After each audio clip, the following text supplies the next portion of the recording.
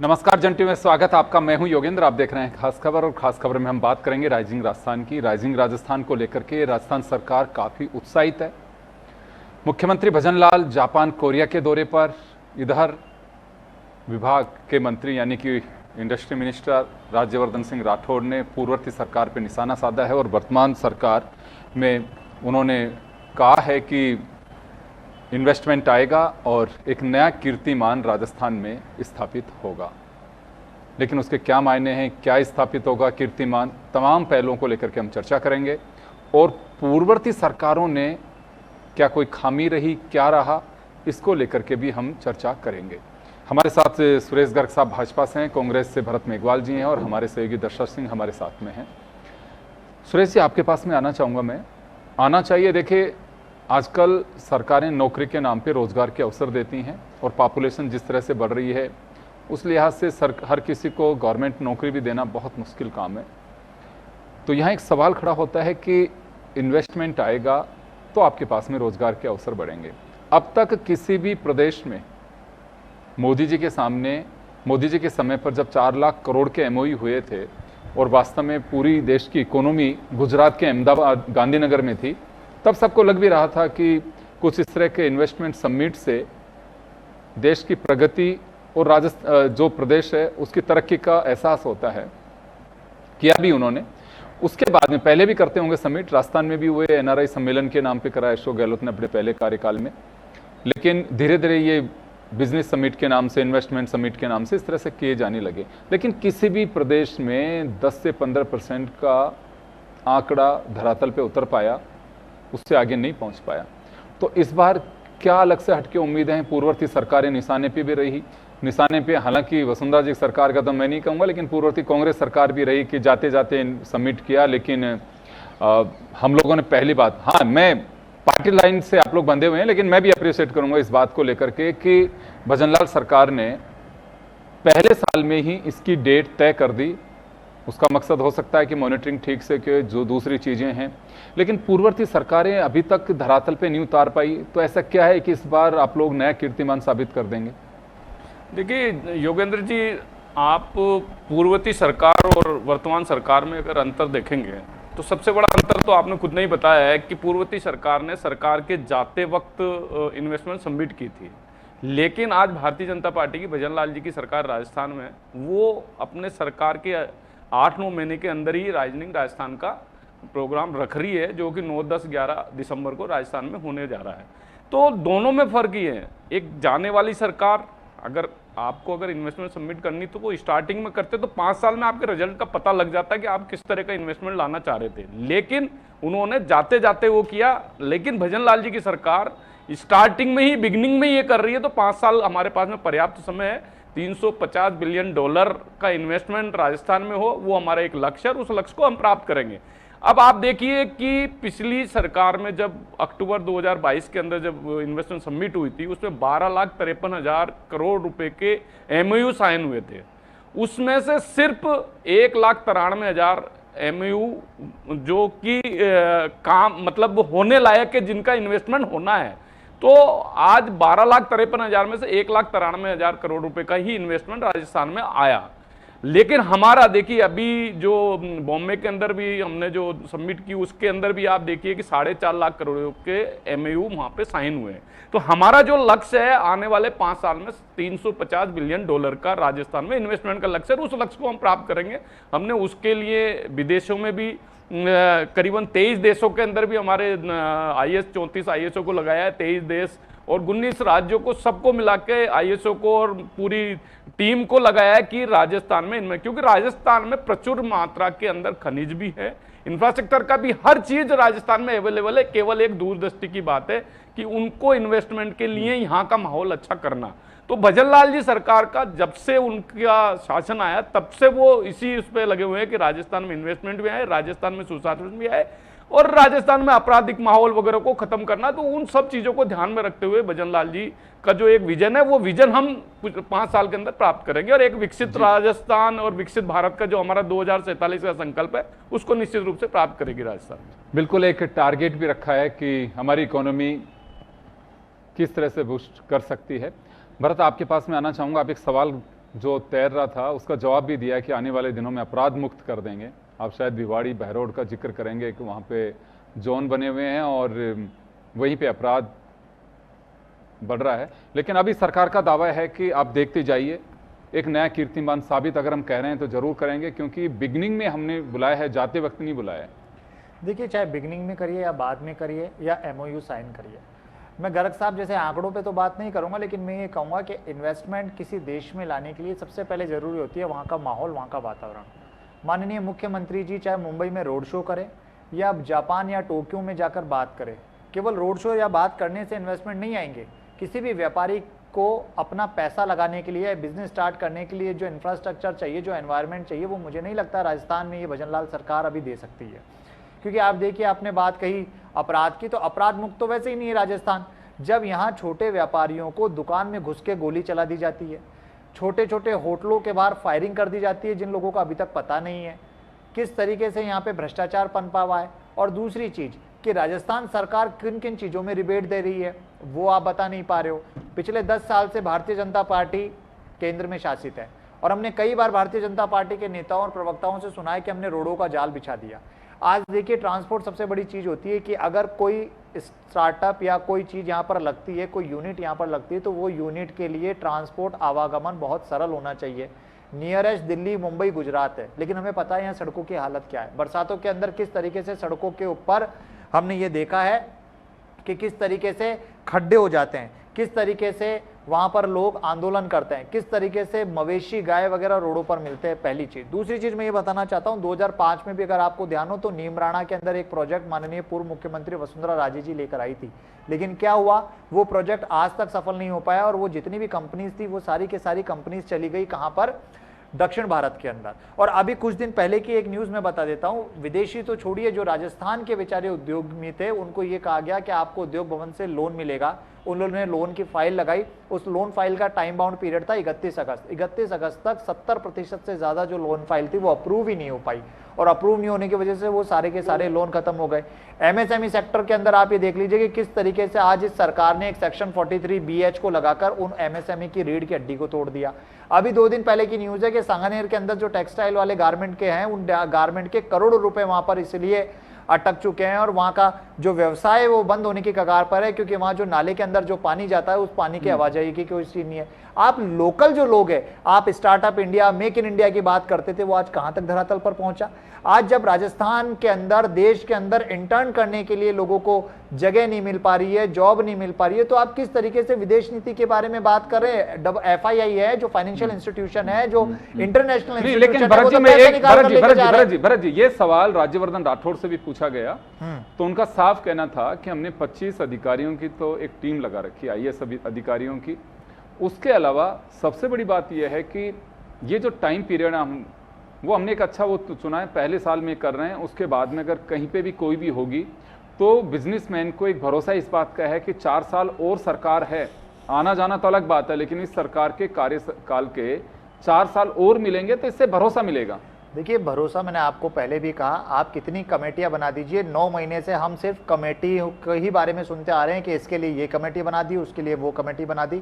Committee बनाने से काम नहीं होगा। जो सरकार पिछले 4 महीने में वृद्धजन, विकलांग और वृद्धावस्था की पेंशन नहीं दे पा रही है, पिछले 4 महीने से पेंशन रुकी हुई है, वो किस तरह से विदेशी नीति की बात कर रही है।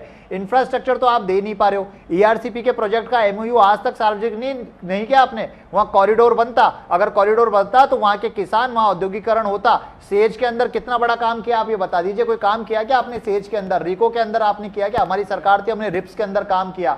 हमने जो MOU के वो MOU को धरातल पर उतारा, हमने स्वरोजगार को विकसित किया। आप देश के अंदर रोजगार दे नहीं पा रहे और आप ये कह रहे हैं कि हम विदेशी कंपनियों को लेकर आएंगे। स्थायी रोजगार है आपके पास? किस तरीके से विश्वास करेंगे आपके ऊपर? टैक्सेस के अंदर क्या रिबेट देंगे आप? उन चीजों को डिक्लेयर करिए ना। घूमने फिरने से, जनता के और गुमराह करने से काम नहीं होगा। जी गर्ग साहब, ये देश के रोजगार की बात करते हैं। RBI का डाटा है, पिछले 5 साल के अंदर 11 करोड़ रोजगार मिले।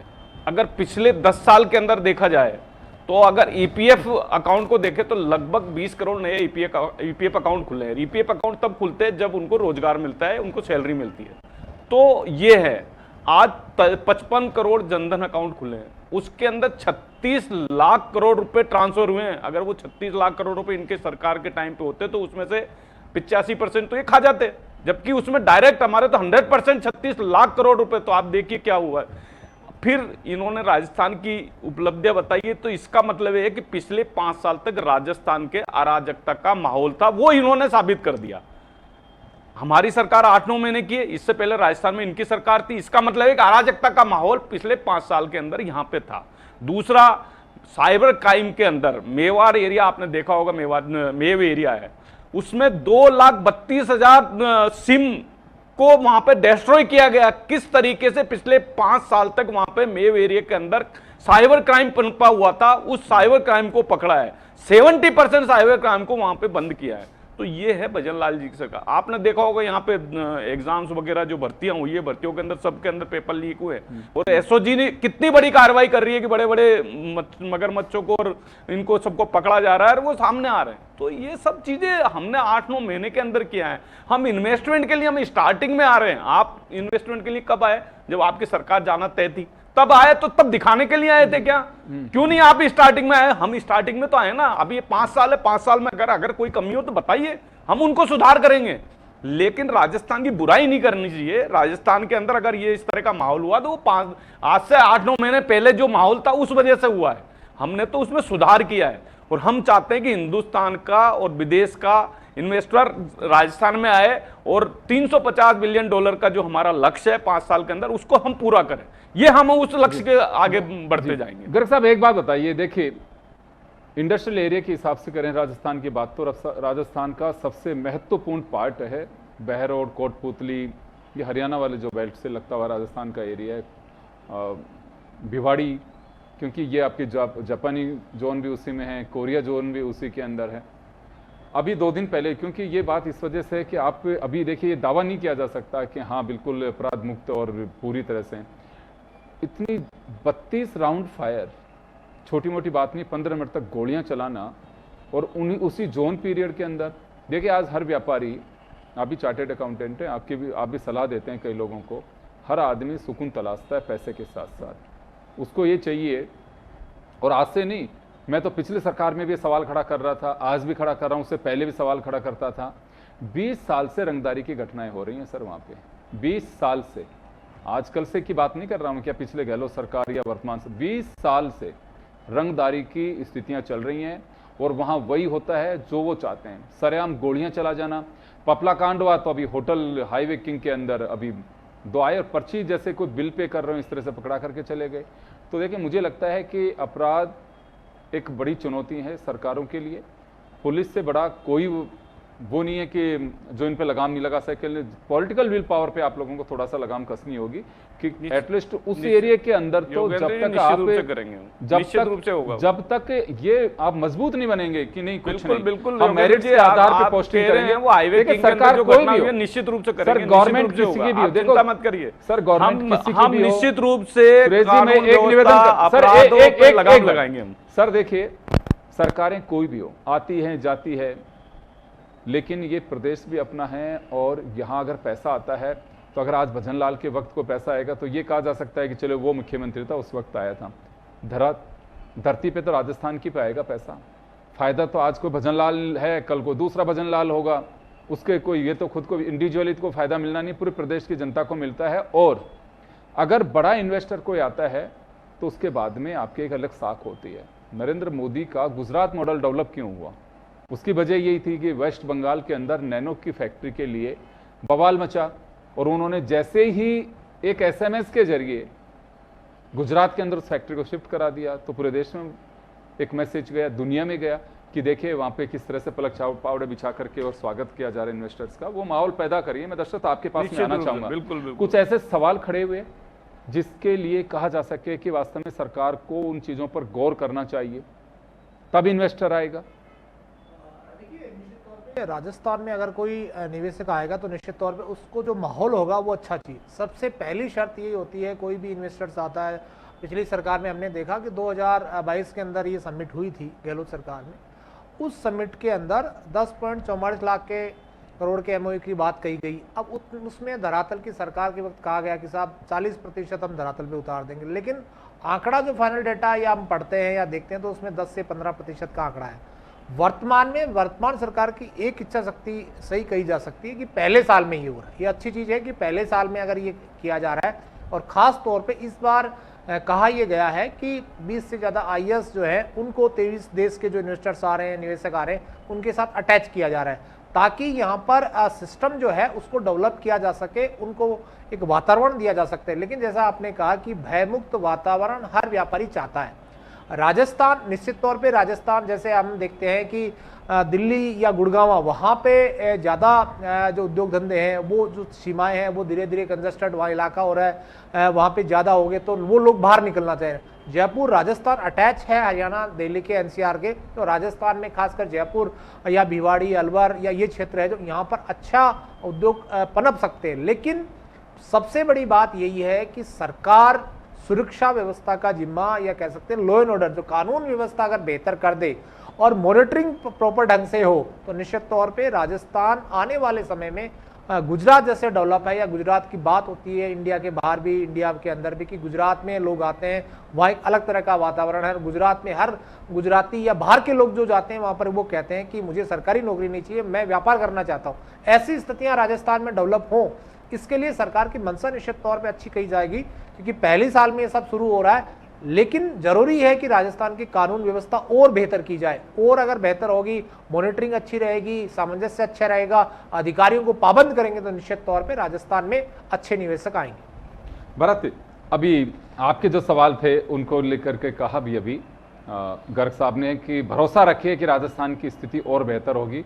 अपराध है उसे डिनाई नहीं कर रहे, लेकिन इस पे लगाम लगा देंगे, ये भरोसा रखना चाहिए। देखिए, भरोसा तो अभी उदयपुर में एक मीटिंग हुई थी वित्त मंत्री निर्मला सीतारमण जी के साथ मार्बल व्यवसायियों की, और उन्होंने उनसे निवेदन किया था कि जीएसटी की रेट को कम किया जाए। जीएसटी काउंसिल की जो मीटिंग हुई थी, उन्होंने भरोसा दिलाया था।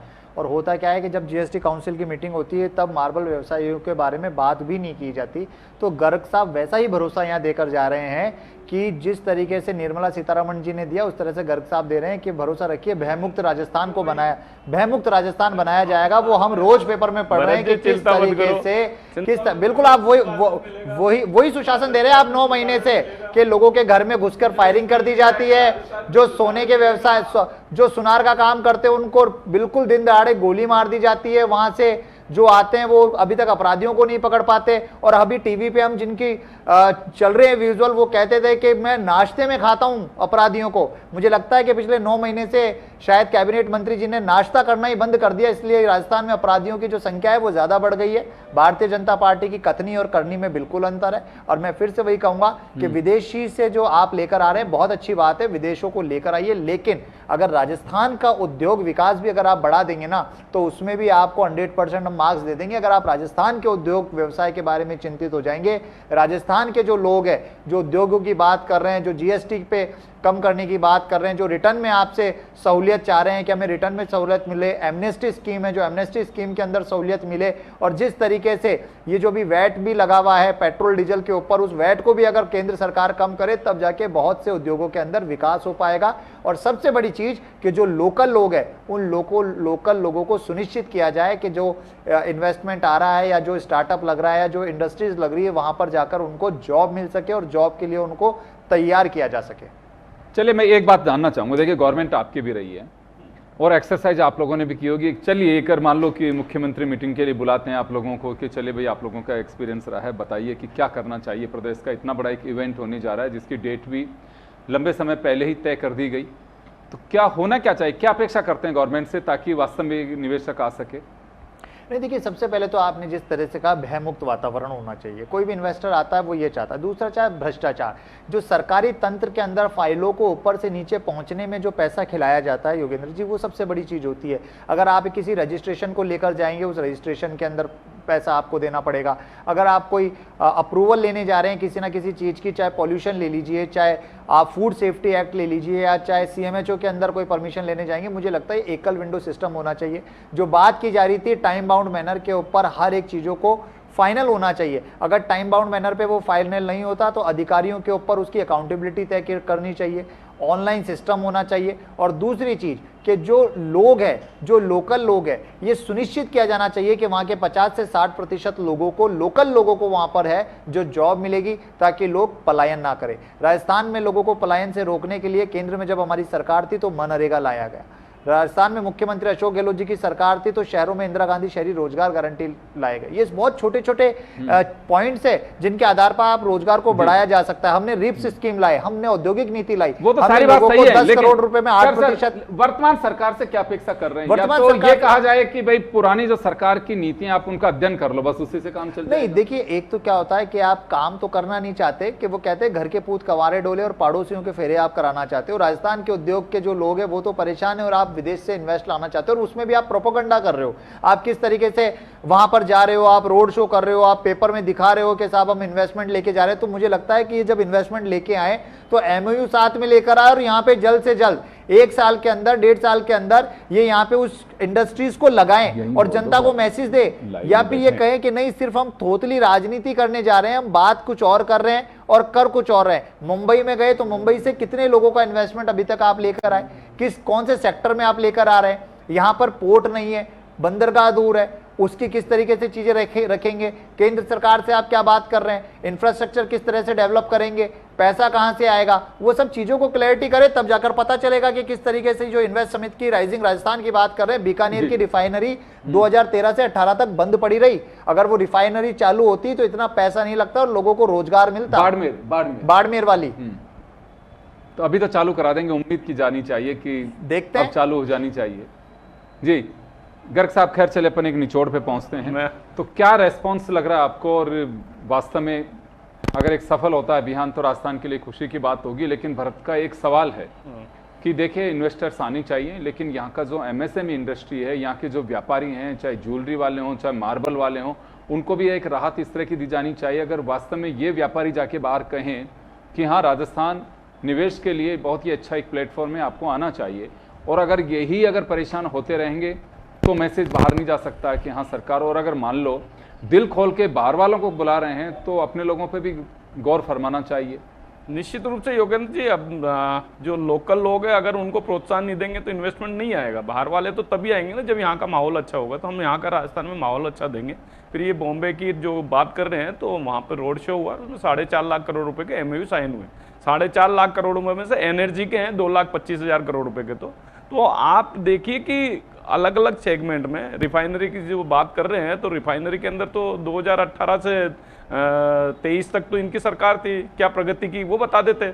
हम कह रहे हैं रिफाइनरी चालू होगी हमारे शासन के अंदर। जो ये 4 साल का हमारा है, जल्दी से जल्दी रिफाइनरी चालू होगी और जो माहौल है भयमुक्त माहौल राजस्थान का होगा।